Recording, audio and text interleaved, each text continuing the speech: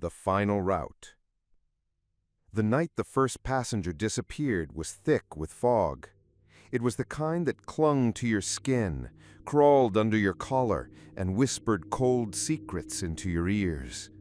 The air was unnaturally still as old bus 1138 pulled into the depot of Kingston, Missouri, a sleepy town forgotten by time, tucked deep in the Midwest. The driver, Harold Finch, stepped off to light a cigarette, glancing warily down the empty street. Harold was a man of silence, with deep lines etched into his face like road maps of regret. He had been driving for over 40 years, mostly graveyard routes through forgotten towns. Nobody else wanted those jobs, but Harold didn't mind. He preferred the quiet, or maybe he feared what happened when people talked too much. That night was his last scheduled trip from Kingston to a cluster of rural towns an hour out. 5 passengers, all boarded at 10:17 p.m. sharp. Harold checked his clipboard. Lisa, 24, college student. Greg, 42, sales rep. Millie, 71, retired nurse. David, 15, runaway. Marla, 36, no profession listed. They barely looked at each other. The overhead lights flickered as the doors hissed shut. The wheels began turning, slow and heavy over cracked pavement. The fog swallowed the headlights whole. Harold stared through the windshield, eyes scanning the road ahead, but something wasn't right. The dashboard clock stopped ticking the moment he left the station. It read 10:18 and refused to change. His watch, too, froze at the same time. He didn't stop. After 15 minutes, Millie rang the bell. "I need to get off here," she called from the back. Harold frowned. "Ma'am, there's nothing out here but woods." Millie stood anyway, gripping the pole beside her. Her face was blank, but her eyes wide like she was seeing something no one else could. "You don't understand. I saw her. She was waiting." Harold pulled over, more confused than concerned. Millie descended the steps, vanishing into the fog with nothing but the sound of her cane tapping the gravel. Moments later, her scream pierced the air. Then, silence. Harold rushed outside, flashlight in hand, but there was nothing. No Millie, no footprints, no sound, just fog as thick as tar. The other passengers were rattled. Lisa clutched her backpack like a shield. Greg whispered prayers under his breath. David stared blankly out the window. Marla hadn't said a word since she got on, but her lips were moving now. Soundless, rapid murmurings, eyes closed, hands twitching. Harold called the depot. Nothing but static. When he got back in, the bus smelled different, like rot and old blood. His stomach twisted, but he forced the bus forward. Every instinct in him screamed to turn back, but something stronger held his hands on the wheel. The bus moved on, deeper into nowhere. The passenger who was never alive. The eyeless face at the window vanished, dissolving into the fog like breath on a mirror. Lisa screamed again, this time so loud it seemed to shake the walls of the bus. David cowered beneath a seat, whispering to himself. Marla, her voice still deep and unnatural, kept chanting the same 6 words over and over. All debts paid, no souls spared. The wheel kept turning itself. Harold tried to stand, but his knees buckled beneath him.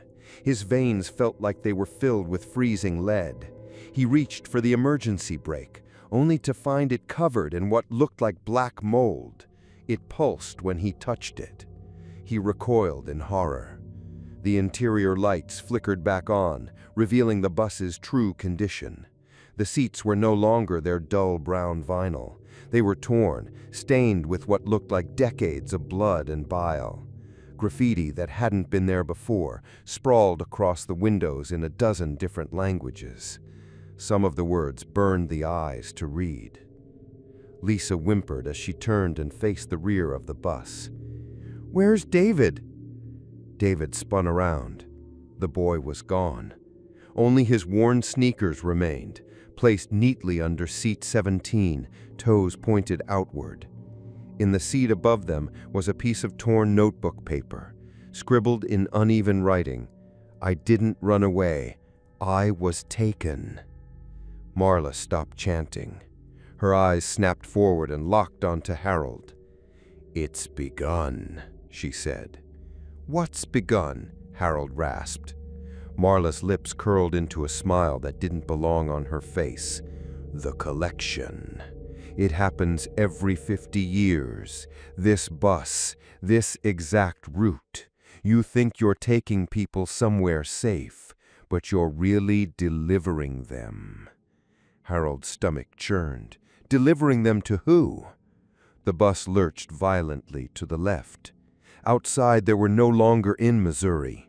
The trees were twisted beyond nature. Trunks split open with what looked like gaping mouths, drooling sap the color of dried blood. The sky pulsed with a dull red glow, as if something massive just beyond the clouds was breathing in sync with the bus. And then came the sound.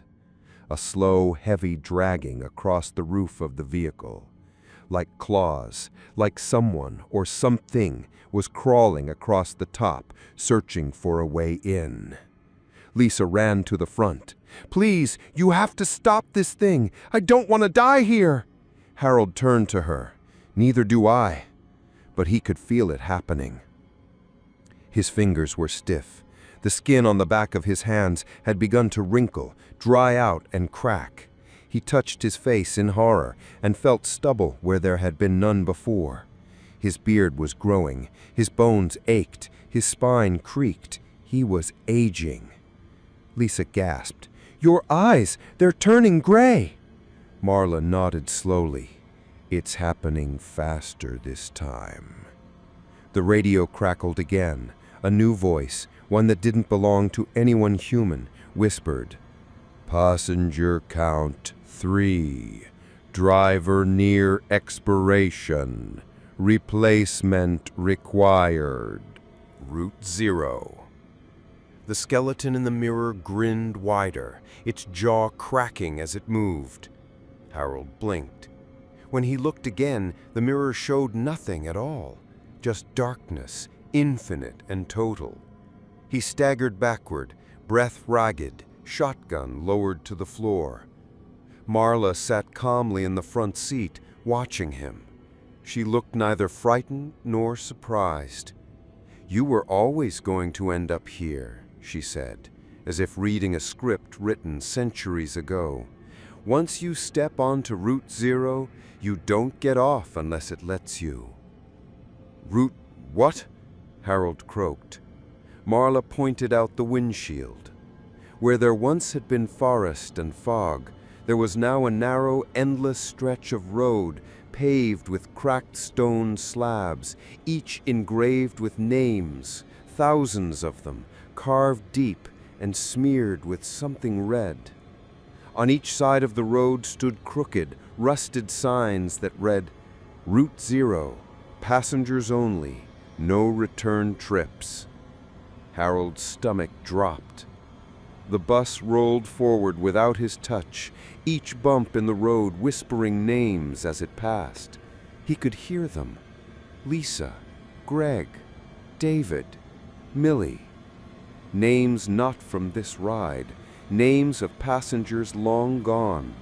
The whispering made his teeth chatter and his ears itch like tiny insects crawling inside. Marla stood slowly. "I was the last driver in 1975. They said I went missing during a thunderstorm in Ohio, but I didn't disappear. I took the wheel just like you will." Harold's knees buckled.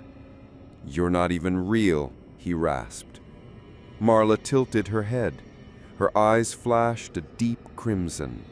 Neither are you. Not anymore. Suddenly, the brakes screeched. The bus stopped. Everything went still. The road in front of them was blocked by a figure. It stood alone, impossibly tall, wearing the faded uniform of a 1940s Greyhound conductor, complete with a cap that shadowed its face. A lantern hung from one skeletal hand, and the other held a long black ticket puncher, its metal jaws stained with rust and something else. It raised its head slowly. No face, only a void beneath the cap, darker than death. Then it stepped aboard. The interior lights dimmed with each echoing footstep. Harold couldn't move. He was frozen in place, watching as the being moved slowly down the aisle. Marla knelt beside her seat, murmuring a chant, "Forgive our fares, spare our bones." The thing passed her by. It didn't look at her. It was heading for Harold. He lifted the shotgun, but it rusted in his hands, crumbled to dust before he could even aim. The creature stopped in front of him and raised the puncher. Harold flinched. Click. 11:59 p.m. Jericho, Kansas. A small, dried-up town surrounded by dying cornfields and haunted silence.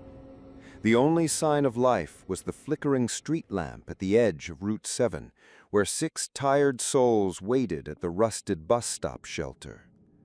They weren't speaking, just glancing down the road every few seconds. Something about the air felt wrong, thick like oil and humming with static. The temperature dropped unnaturally fast. Then came the sound. Honk, hiss, whine. The bus creaked into view, crawling down the road like a metal beast, its headlights flickering unnaturally, pulsing, almost breathing. The engine didn't growl like a regular diesel. It wailed, a long metallic cry that hurt the ears and made the birds scatter from the telephone wires. The sign above the windshield didn't flash any route number or destination. Just 2 words. One way. The passengers boarded silently. Anna, 19, heading home from college. Paul and Miranda, a middle-aged couple fighting silently. Jimmy, 12, clinging to a stuffed bear. Darrell, 52, drunk and grumbling. Evelyn, 85, too quiet, her eyes never blinking. The doors hissed shut behind them. The driver didn't greet them. He never did now.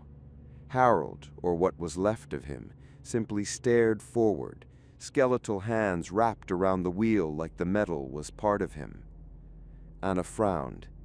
"Is this bus 1138? Harold didn't respond. The lights inside flickered once, then stayed dim, bathed in a pale green glow that made skin look gray and lifeless. As the bus lurched forward, the passengers were pulled into an uneasy silence. Then came the whispers. At first they were faint, like the wind brushing the windows, but soon they became clearer, more distinct. "Let me off, please. She's watching from the back. They never close their eyes." Jimmy looked toward the back seat. His bear dropped to the floor. "Who's that lady?" Paul turned. "What lady?" But the seat was empty. Until it wasn't. A woman sat there now, tall, with black hair cascading over her face, her hands folded neatly on her lap, her fingernails cracked and jagged. Her skin was pale, too pale, and she wore a faded bus uniform. Her name tag dangled from a twisted chain. Marla. She didn't blink, didn't breathe. Miranda whispered, "Was she on before?" "No, I would have noticed." Jimmy reached for his bear. Gone. He turned to ask for help, but his mouth froze open. The stuffed bear was now in Marla's lap. She rocked it slowly, rhythmically.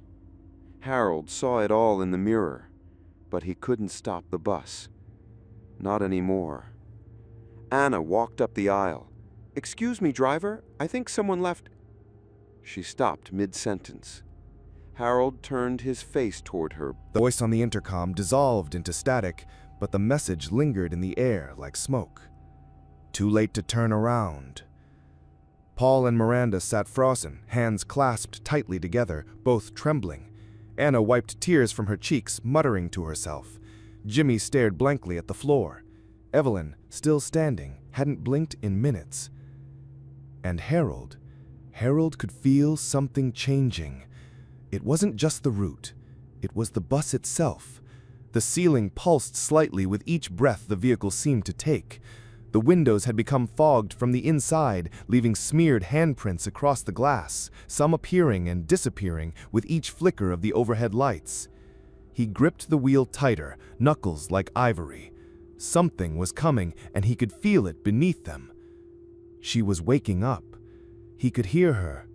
Whispers murmured from under the floorboards in a tongue no living soul should understand. And now, tapping, fingernails on metal, slow and deliberate. Tap, tap, tap. Jimmy suddenly stood. "She's under us again," he whispered. Evelyn finally blinked. "She's not under us," she corrected, voice shaking. "She's in us." Before anyone could question what she meant, the bus jolted violently to the side. Everyone screamed. The bus wasn't moving anymore. It was being dragged. Outside, the twisted metal tunnels had vanished. Now it looked like they were deep underwater, surrounded by black, murky liquid. Shadows swam around the windows, shapes too massive to comprehend, long eel-like bodies with human faces, mouths full of infant teeth. And through it all, something bigger stirred, closer. The overhead lights flickered violently, then exploded, glass showering down like a storm of broken stars. From the floor came a long, low groan. Then a scream. Not from the passengers, not even human. The scream came from the bus itself. The engine howled, the walls trembled, rust burst from the seams like black blood. Then the floor began to split. A crack opened down the center aisle, wide and dark. From it, a hand emerged, pale, thin, fingers impossibly long. And then another. Harold stood ready to fight, but he couldn't move. Something unseen held him in place. His bones wouldn't respond. The wheel spun by itself, faster and faster, though the bus wasn't moving anymore. The passengers watched, paralyzed, as she pulled herself out of the floor. She wore no face, only stretched skin where her features should have been, pulled tight like wax over a skull. Her head tilted in jerky angles as she studied each one of them. Long black hair spilled down her back, writhing like snakes. Anna screamed, tried to run. Too late. The woman moved without walking. She slid, floated, appeared directly in front of Anna, and reached out with a hand that oozed decay. Anna opened her mouth to scream again, and the woman touched her forehead. Just once. Anna collapsed instantly. But she didn't fall. The toll of the bell echoed like thunder through the barren black desert. It wasn't a sound, it was a summoning. With each deep, droning chime, the air thickened. The bus slowed, as if obeying the call of something far older and stronger than Harold's weary will. He didn't need the map anymore. He could feel the stop before it came. Paul and Miranda sat silently, their eyes wide and unfocused. Whatever they'd seen during Anna's erasure had hollowed them. Paul's knuckles were white against the seat in front of him. Miranda's lips moved silently, mouthing the same word over and over. Forgive, forgive. Jimmy was curled on his seat, barely breathing, his small fingers clutching a torn corner of his teddy bear, the rest of it lost to the ash. Only Evelyn still stood, hands clasped behind her back like a schoolteacher waiting patiently for misbehavior. The bus finally stopped. There was no bus stop sign, no shelter, just an endless stretch of black sand and a building that hadn't been there before.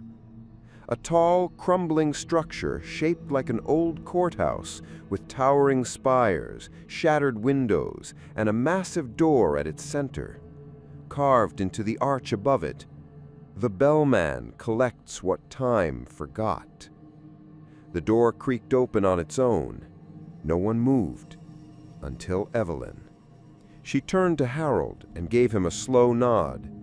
"He's ready for me." She began walking toward the door, step by agonizing step, her frail form backlit by the unnatural moon above. No one called out to stop her. Somewhere deep inside, they all knew the rules now. Evelyn paused just before entering. Then she looked over her shoulder. Her face had changed. Gone were the wrinkles and dull eyes. In their place was a young woman, no older than 25, with rich auburn hair and smooth skin. Her eyes were tearful, but at peace. "I didn't get to say goodbye to him, to my boy," she said softly. Then she stepped inside. The door shut behind her with a seismic boom. The bus shook. A long crack formed down the center of the windshield, as if the vehicle itself was mourning. Then came the toll.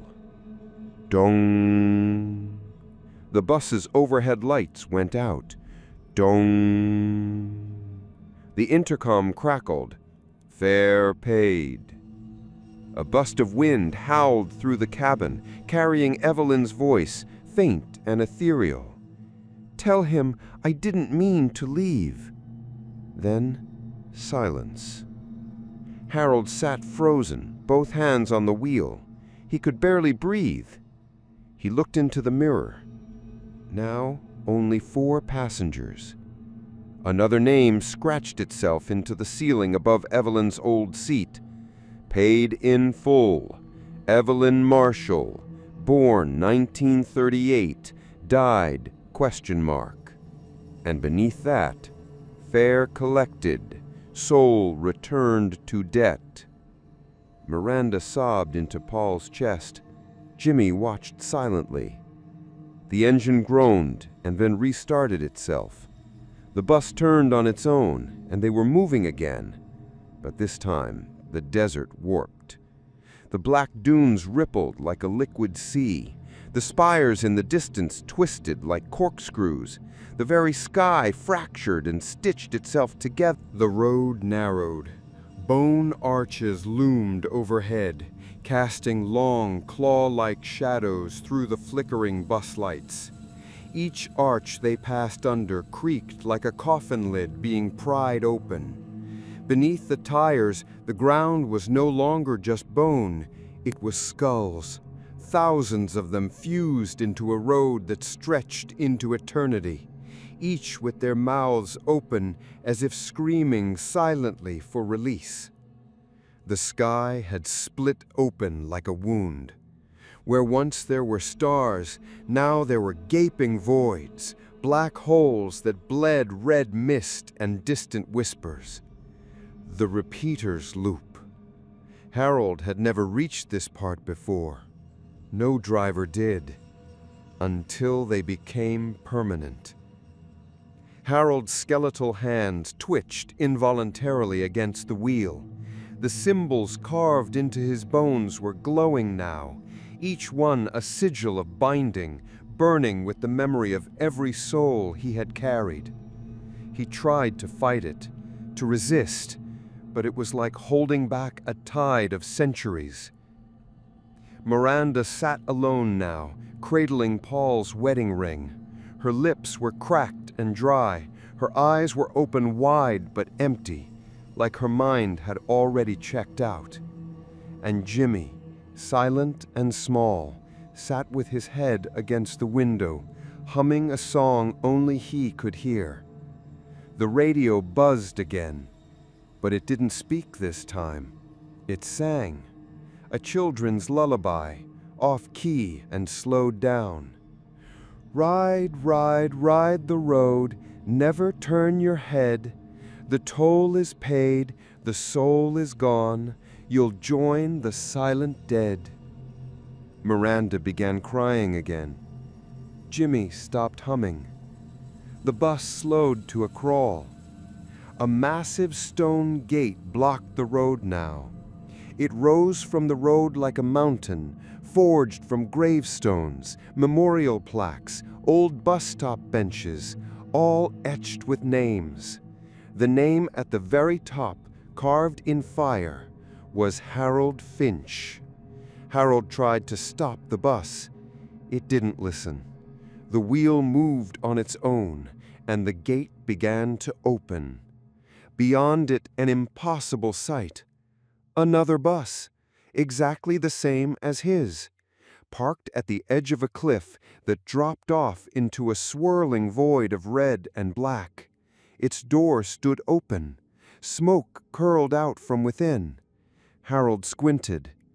There was someone inside it, a figure, sitting in the driver's seat, rotted, slumped forward, wearing a name badge that read, Harold Finch.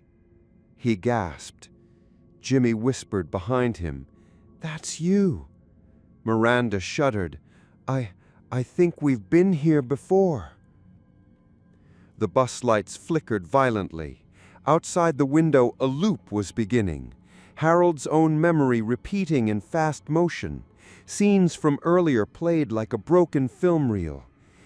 Harold expected fire, chains, 1,000 screaming voices. But there was only silence. Then, slowly breathing, his own, not the mechanical rattle of a half-dead soul, but something human, warm air in his lungs, the scent of pine trees and damp asphalt, birdsong. He opened his eyes. The sky above him was blue. He was lying in the middle of an empty country road, a familiar one. He sat up. Jericho, Kansas, Highway 7. Morning light spilled across the landscape like melted gold. No bus in sight, no fog, no red sky. Just a quiet, 2-lane stretch of road cutting through endless farmland. He checked his hands. Flesh, real, wrinkled, yes, but his hands. Harold stood, shaky on his legs. He stumbled to the roadside and looked down into the ditch. No signs of a crash, no fire, just a field of wildflowers swaying gently. Then came the sound of tires on gravel. A pickup truck crested the hill, slowing when it saw him. The driver leaned out the window, a young man in his 20s, eyes squinting behind aviator sunglasses. "You all right, old-timer? You look like hell." I coughed. "Yeah, I think I am." The young man chuckled. "Need a ride?" Harold hesitated. "No," he said softly, staring down the road. "I think I'll walk." The truck pulled away, its engine fading into the distance. He stood for a long time, and then he began walking. Each step was painful, but real. Alive. A mile down, he reached the bus stop. No passengers, just a broken bench, a faded timetable, and a wooden sign riddled with termite holes. Harold sat 2 weeks later. Harold was back in St. Louis, walking among the living like a ghost in reverse. He'd been declared missing, presumed dead, but no one questioned a weathered old man quietly returning to his run-down house, wearing a faded bus uniform and eyes that had seen beyond. He didn't speak to anyone, not yet, because something was wrong.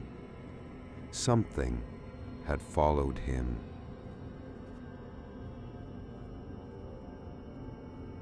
Each night, the sound returned.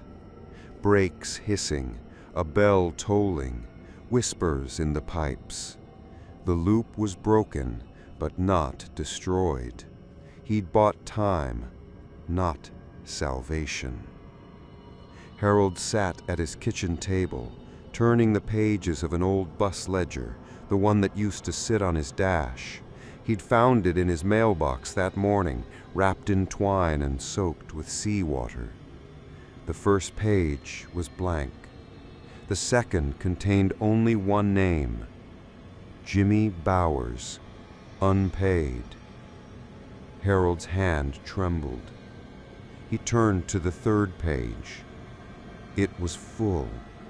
Passenger names he'd never seen before. Dates, towns, pickup locations. Tonight's read was July 12, 11:59 p.m., Brookline. Another child, another town, another loop. A soft knocking at the door made him jump. He crossed the floor slowly, shotgun in hand, though deep down he knew it wouldn't help. Nothing could shoot what lived on that road. He opened the door. Jimmy stood there. The same boy, same wide eyes, same ripped corner of his teddy bear clutched in one hand. Only now, he looked older. Taller by 2 inches, hair a little longer, lips dry and pale. "You shouldn't be here," Harold said softly. Jimmy looked up. "They let me go, but only halfway." "What does that mean?" Jimmy's voice cracked. "It means they can pull me back, any time." Harold glanced up and down the street. The night was still, but the shadows around Jimmy seemed thicker, like smoke coiling just out of reach. "They sent me to warn you," Jimmy whispered. "The loop wasn't yours to break." Harold frowned. "I drove the route. I paid the toll." Jimmy shook his head. "That wasn't the price." Then he held up the bear. Its seams were bleeding. Real blood. From the stitched eye socket, something wriggled, thin and black, like a worm made of hair. Harold staggered back. "Jesus!" Jimmy placed the bear on the table. "They're coming to collect." The lights in the house flickered. The fridge opened by itself. The faucet turned on and poured black tar. The shadows on the walls deepened, and from the hallway came the sound of dozens of feet, bare, wet, dragging across wood. Harold grabbed Jimmy's arm. "We have to go." The boy looked up. "Where?" Harold didn't answer. Instead, he ran to the garage, to the rusted hulk of his old bus, retired and forgotten, rotting into the earth like a mausoleum on wheels. He hadn't touched it in 10 years. Now the doors were open. The lights inside blinked once.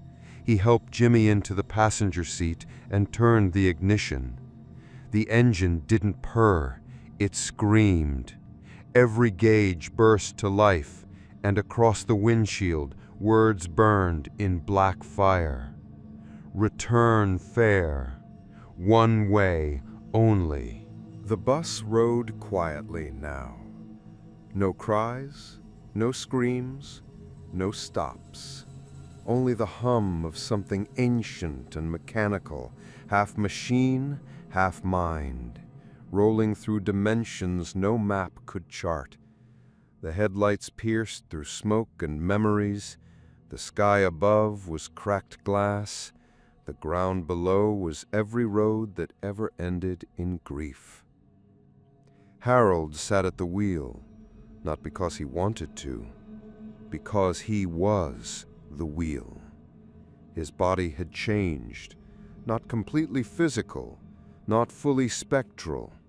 His form was part leather seat, part rust, part ash, wrapped in the uniform of a driver long since forgotten by time. He no longer felt hunger, or thirst, or sleep, only motion. He didn't blink, but he remembered. That was his curse. He remembered every passenger, every face, every name. They were etched into the interior of the bus now, not as graffiti or scrawled notes, but as veins beneath the walls. When the light hit just right, you could see them pulsing faintly, spelling names over and over. Millie, Greg, Lisa, David, Anna, Evelyn, Paul, Miranda, Jimmy. Harold had saved the boy. That mattered. It had to. Otherwise, what was the point? The intercom crackled. At first, only static. Then, a voice. His own, but from long ago. From before the curse. You have reached the end of the line. Please check your belongings before departure. We hope you enjoyed your journey. The voice repeated every 66 seconds, the exact duration of Harold's final mortal heartbeat. A sick joke embedded in the system now. He reached for the clipboard again. It updated by itself now, written in ink that bled and burned. Next pickup? Unknown. Location? Void. Passenger count? 0. But beneath it all, a new line had appeared. A destination. The original stop. Harold sat straighter.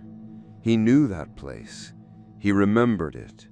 A cold morning in Ohio, a thunderstorm. The road bending at an impossible angle. The first accident. The first death. The first bargain. The place where the curse began. The bus turned unaided. The scenery shifted.